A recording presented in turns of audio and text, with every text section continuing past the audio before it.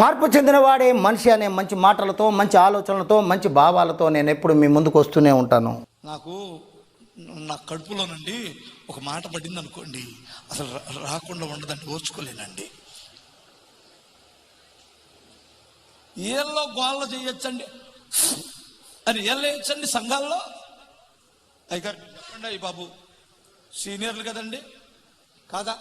ఏళ్ళు వేయకూడదా? వేయకూడదా అని అరవచ్చా? చెప్పనండి,